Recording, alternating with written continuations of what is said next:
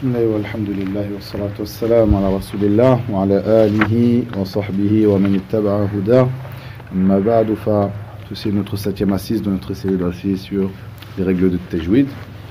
Nous étions arrêtés aux règles de An-Nun Sakina wa Tanwin. Nous avions terminé les règles de An-Nun Sakina wa Tanwin. Nous allons commencer aujourd'hui les règles de Al-Mim As-Sakina. Avant de commencer, je dirais que le Nun, la lettre Nun et la lettre Mim, lorsque ces deux lettres portent une shadda, donc lorsque elles sont mushaddada, eh bien, des règles s'appliquent à ces dernières. Des règles que nous avons déjà vues en réalité, mais ici, on va le voir d'une manière, comment dire, propre à ces deux lettres. Nous avons expliqué donc précédemment ce qu'est la réalité d'une lettre doublée, donc une lettre mushaddad, un harf mushaddad. Au début de notre explication des règles de An-Nun As-Sakina wa Tanwin.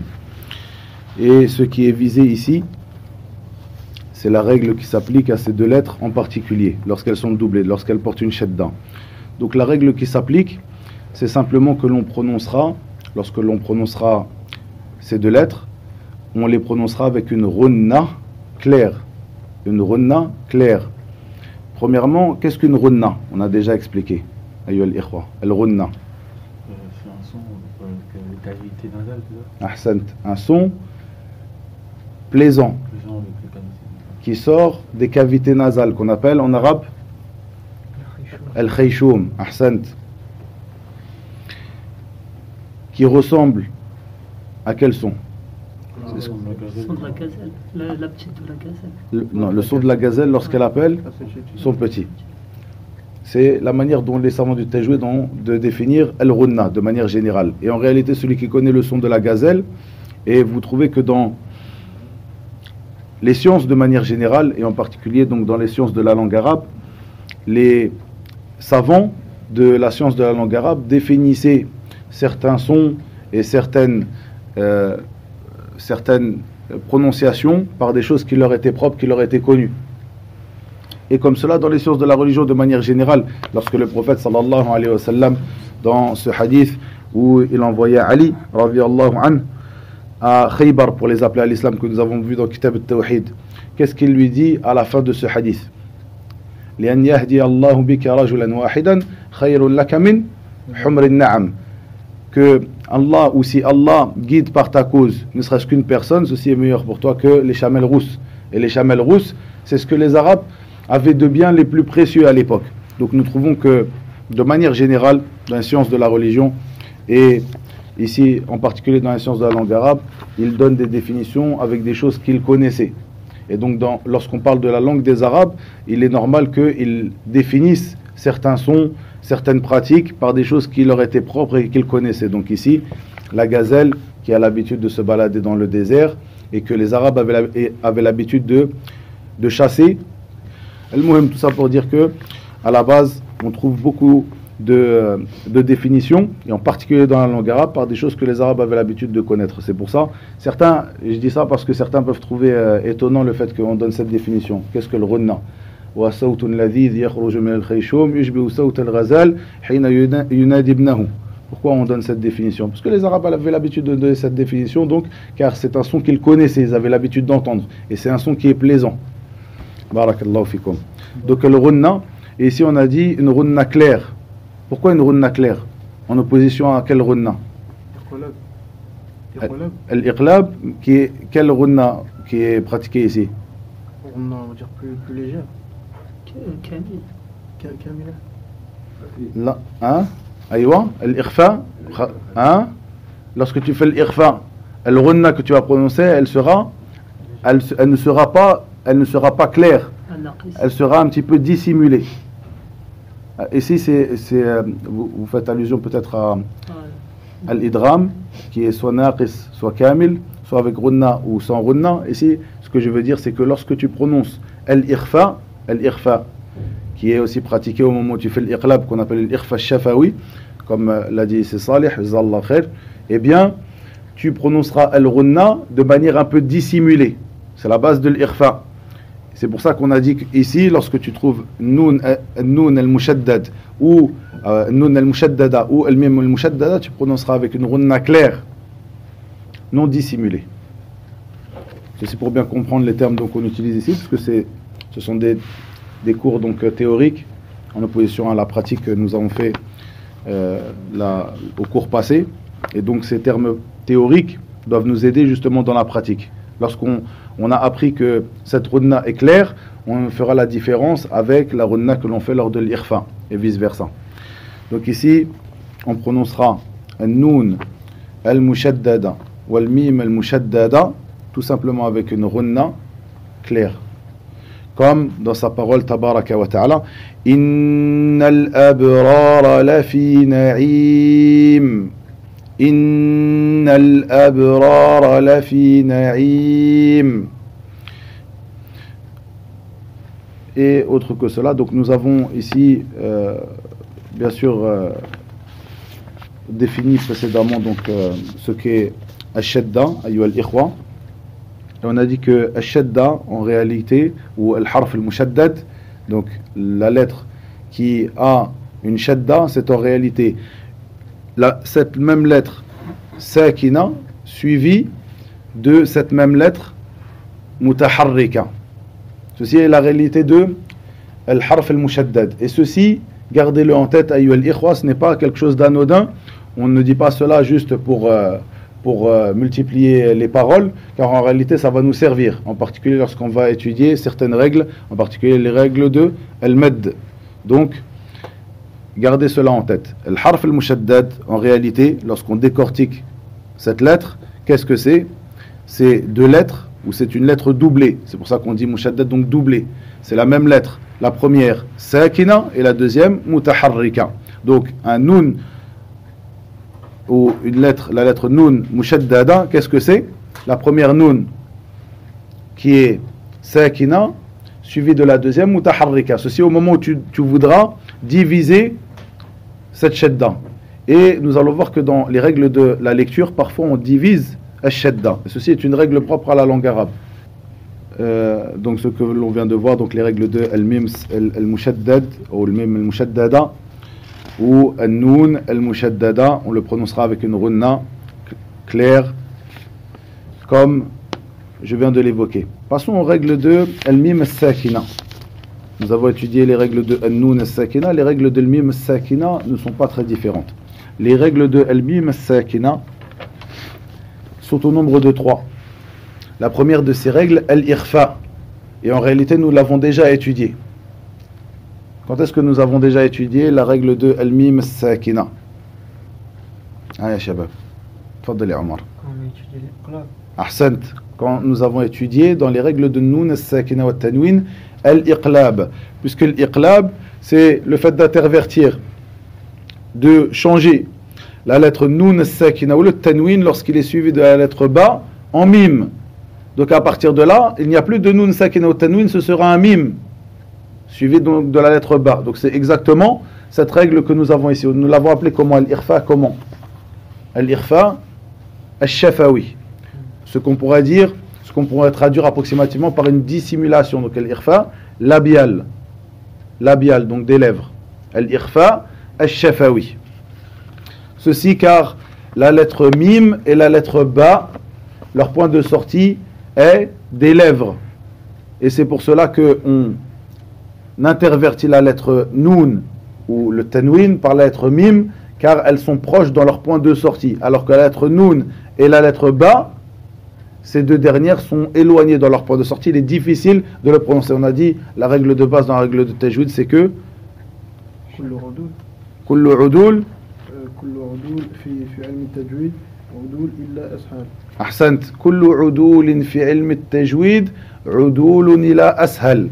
À chaque fois que tu feras un changement, c'est-à-dire de la base dans ta récitation, ce sera un changement pour quelque chose qui sera plus facile. Noun, lorsque tu la prononces suivi de la lettre ba, ceci est difficile. Quand tu dis anbar, ceci est difficile à prononcer. Donc les Arabes ne prononçaient pas anbar, l'ombre, anbar. Ils prononçaient ambar, car la lettre mim et la lettre ba ont un point de sortie qui est très proche. Donc nous avons déjà étudié la règle de l'irfa qu'on appelle l'irfa al-shafawi, qu'on dira donc la dissimulation labiale.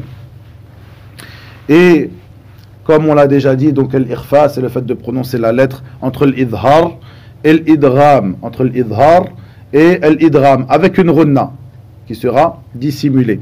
Ceci lorsqu'elle rencontre la lettre ba, comme dans la parole d'Allah tabaraka wa ta'ala, wa hum bil akhirah. وهم بالآخرة وهم بالآخرة يوم هم بارزون يوم هم بارزون ومن يعتصم بالله ومن يعتصم بالله. Ceci donc lorsque la lettre mim as-sakina rencontre la lettre ba, on pratiquera donc al-ikhfa al-shafawi.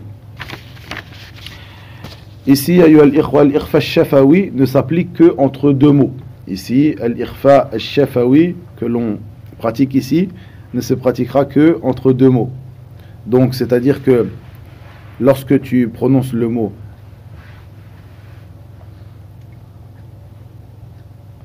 Naam. Lorsque tu prononces le mot ambar, tu ne feras pas donc ce ikhfa al-shafawi, puisque c'est dans le même mot. Ici, on dit que l'ikhfa al-shafawi ne s'applique que entre deux mots et non dans un seul. Et la différence qu'il y a entre cette règle et la règle de l'iqlab est que cette dernière, donc ici, demande plus d'attention et de pratique, car elle demande au lecteur d'intervertir. Donc dans l'iqlab, elle demande d'intervertir deux lettres, alors que cette règle qui est devant nous, donc de al-mim sakina, ne demandera que la prononciation de al-mim entre l'idhar et l'idgham. Il trouve déjà la lettre mim. Et il fera à ce moment-là cette règle donc de l'idhar entre l'idhar et l'idgham. Alors que l'iqlab lui demandera un peu plus d'attention, de faire attention au fait que ici on a la lettre noun suivie de la lettre ba, donc il faudra intervertir cette lettre et la changer en mim. Elle demande un peu plus d'attention et de pratique.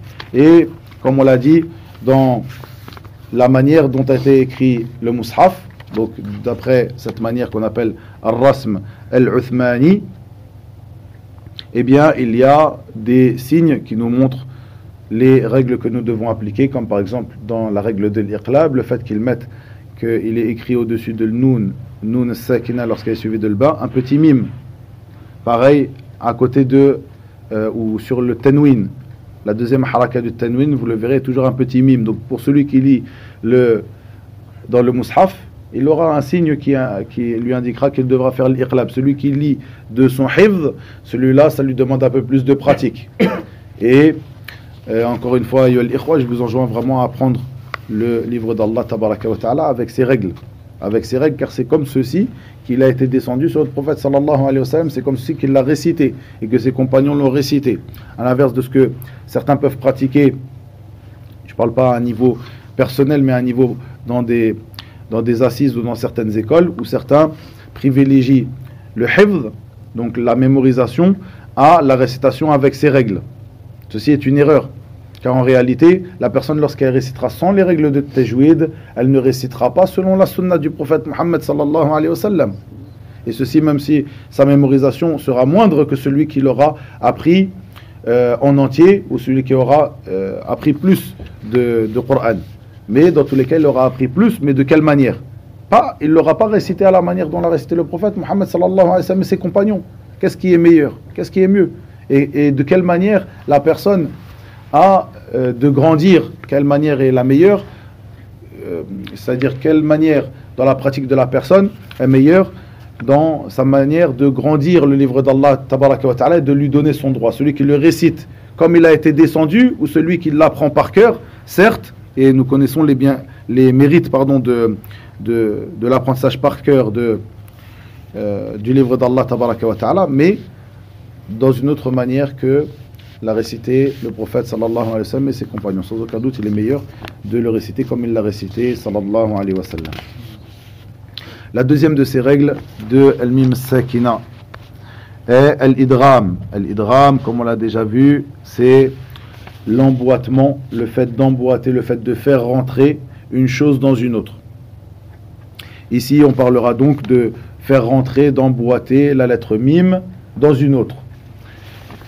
Premièrement, pour revenir simplement en arrière, donc les lettres qui sont concernées par al-ikhfa, lorsque l'on parle de al-mim as-sakina, c'est al-ba uniquement. Ici, lorsque l'on parle de l'idram, il n'y a qu'une seule lettre aussi qui est concernée. Combien de lettres sont concernées lorsque l'on parle de l'idram concernant an-nun as-sakina wa at-tanwin? Sitta, ahsantum, qui sont réunis dans yarmulun. Donc c'est 6 lettres qui sont réunies dans le mot yarmulun. Ahsantum.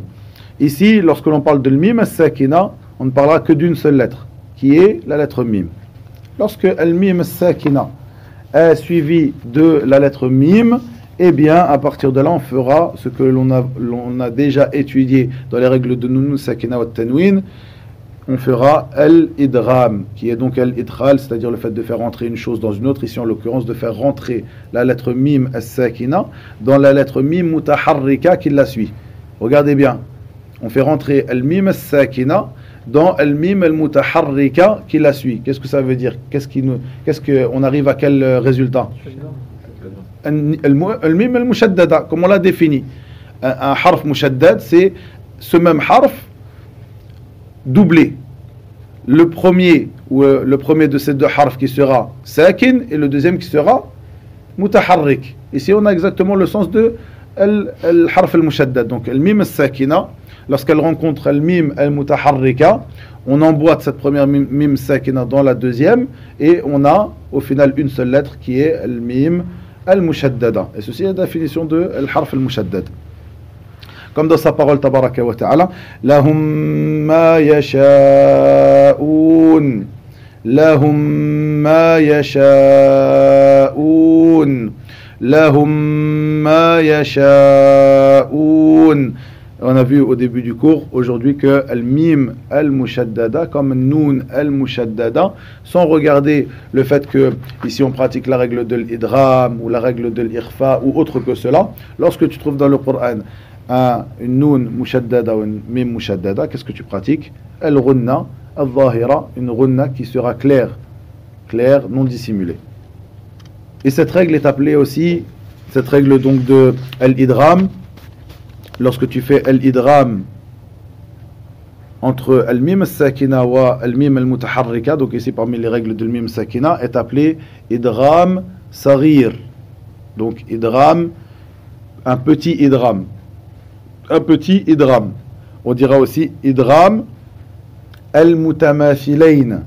Idram al-mutamathilayn. Et ceci n'est pas propre à al-mim al-sakina, puisque al-mutamathilayn, c'est-à-dire les deux lettres qui sont identiques. C'est l'idram des deux lettres qui sont identiques. Ceci n'est pas propre à al-mim al-sakina, mais ici, en l'occurrence, on a al-mim al-sakina. Lorsqu'elle rencontre al-mim al-mutaharrika, on fera donc ce idram, donc on appellera ça idram al-mutamathilayn. Lorsque tu as, dans certaines situations qu'on verra plus tard, lorsque tu as deux lettres identiques qui se rencontrent, la première sakina, la deuxième mutaharrika, à un certain moment tu feras donc ce idram. On le verra un peu plus en détail lorsque on étudiera cette règle-là. Donc on appelle idram al-mutamathilayn, c'est-à-dire l'idram des deux identiques, ou idram saghir. Idram saghir. Ici nous avons vu la deuxième règle, on termine rapidement par la troisième règle, comme ça on aura vu ensemble toutes les règles de al-mim as-sakina, qui sont des règles assez simples, comme vous l'avez vu. À partir du moment où on a passé un petit peu de temps sur les règles de an-nun as-sakina wa tanwin, les règles de al-mim as-sakina sont très simples. Elles sont très simples, et à l'inverse de an-nun as-sakina wa tanwin, où il y a plusieurs choses à apprendre par cœur, en particulier au niveau des lettres, à propos desquelles tu pratiqueras donc ces règles-là. Al-mim, alhamdulillah, la première on a dit al-ikhfa, al-shafawi, al-mim avec al-ba. La deuxième, al-idram, al-mim avec al-mim. Et la troisième, qui est al-idhar, eh bien, lorsque al-mim as-sakina rencontrera l'une des 26 autres lettres de l'alphabet arabe. Simplement. Donc al-idhar, comme on l'a vu, c'est-à-dire le fait de prononcer la lettre clairement. le fait de prononcer la lettre clairement sans runna. Sans runna. Al-idhar. Et ceci au moment donc où al-mim sakina rencontrera l'une des 26 lettres de les 26 autres lettres de l'alphabet arabe. On appelle aussi cette manière de pratiquer l'idhar al-shafawi, encore une fois l'idhar al-shafawi, en référence au point de sortie de la lettre mim, qui est des lèvres, donc un idhar labial, idhar shafawi, donc comme dans sa parole tabaraka wa ta'ala, amthalukum, amthalukum. Faites bien attention ici à ce qu'on a dit lorsqu'on parlait de al-fatiha. On ne fait pas al-qalqala. Al-qalqala, c'est-à-dire un rebondissement. Un rebond, ceci n'est pas pratiqué avec le mim, car elle ne fait pas partie des règles qui ont comme attribut, as-sifat, l'attribut de al-qalqala. Et on verra bientôt quelques attributs des lettres. Donc tu ne dis pas amthalukum, amthalukum. Tu peux entendre parfois, même toi à ton niveau, tu peux pratiquer parfois cette chose-là par erreur. Amthalukum, non. Amthalukum. Comme on a vu dans le Fatiha où tu dis Alhamdulillahi Rabbil Alamin. Et non Al-Alamin. Ici tu as fait un rebond. Al-Alamin. Sukun. An'amta. An'amta. Et non An'amta. Ceci est très important. Ce n'est pas An'amta. An'amta. Alayhim. Donc amthalukum. Wa amdadnakum. Wa amdadnakum. Lakum dinukum. Lakum dinukum. Lakum dinukum. Ayyukum ahsan. Ayyukum ahsan. Et non ayyukum ahsan. Ou lakum dinukum. Lakum dinukum. C'est une erreur. Lakum dinukum. Faites bien attention à al-qalqala sur le mim ou le noun. Et encore une fois, dans le Fatiha et autre que le Fatiha, tu peux entendre souvent cette erreur-là au niveau de l'qalqala. Il faut s'entraîner. Comme il dit à l'imam Ibn al-Jazari dans sa poésie, il dit وَلَيْسَ بَيْنَهُ وَبَيْنَ تَرْكِهِ إِلَّا رِيَاضَةُ امْرِئٍ بِفَكِّهِ. Dans le sens de ces paroles, il n'y a pas de différence entre le fait de pratiquer le tajwid et de le délaisser, si ce n'est l'habitude qu'une personne prendra ou l'entraînement qu'une personne prendra avec ses mâchoires. C'est ça la règle du tajwid. Il n'y a pas de différence entre celui qui pratique le tajwid et celui qui ne le pratique pas, si ce n'est le fait que la première se sera entraînée à pratiquer ces règles-là. Donc, il faut, après avoir vu donc ces règles-là, s'entraîner, chacun de son côté, et Inch'Allah, dans ces assises que l'on fera, ces assises pratiques comme on avait fait au cours dernier. Wa ila huna wa billahi tawfiq, wa sallallahu wa sallam wa baraka ala nabiyyina Muhammad, walhamdulillahi rabbil alamin.